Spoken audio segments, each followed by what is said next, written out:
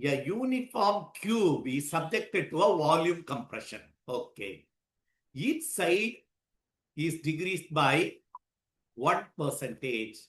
Then bulk strain. Del V by V கேட்டிருக்கு. இதுல என்ன கொடுத்திருக்காங்க? Each side compressed to 1%. ஒவ்வொரு சைடும் 1% கம்ப்ரஷனுக்குள்ள போயிருக்கு. நமக்கு ஃபார்முலா தெரியும். என்ன கேட்டிருக்கு? பல்க் ஸ்ட்ரெயின் தான் கேட்டிருக்கு. பல்க் ஸ்ட்ரெயினுக்கான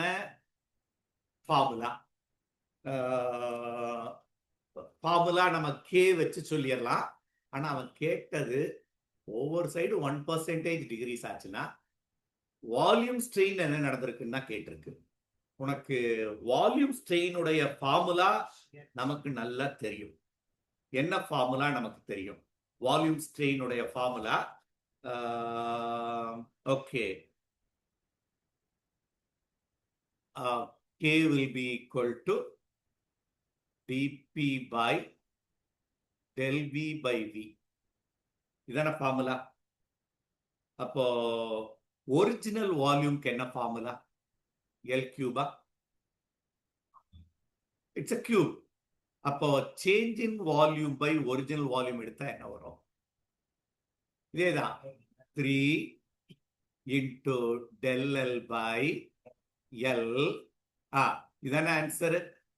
இந்த del L by L தான் என்னன்னு கொடுத்திருக்கான்? 1%. அப்ப சேஞ்ச் இன் வால்யூம் என்ன? அப்ப 3 into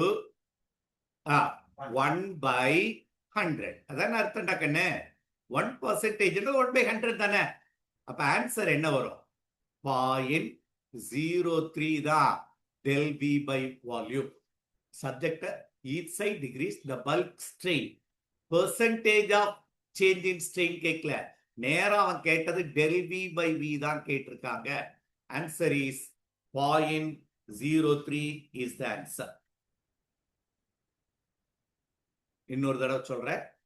அவன் கொடுத்தது del L by L into 100 அவன் கொடுத்திருக்கான். Sorry, del L by percentage. இதுதான் என்ன கொடுத்திருக்கான்? 1%. அப்போ அவன் கொடுத்தது இந்த டேட்டா தான் 1%. இதை எடுத்தா 3 into 1 by 100 தான். ஆன்சர் இஸ் உனக்கு del V by V தான் வேணும். எப்பவுமே del V by V அது ஒரு ஃபிராக்ஷன் தான். del V ஸ்மால் வேல்யூ, Vன்றது மேக்சிமம். அது கட்டாயம் ஒன்றை விட கம்மியா தான் இருந்திருக்கும். நம்ம அண்டர்ஸ்டாண்ட் பண்ணாலே போட்டலாம். இந்த இதை தப்பு பண்ணிடக்கூடாது. இந்த ஸ்டெப் இன்டு 100 இல்ல, del L by L percentage divided by 100.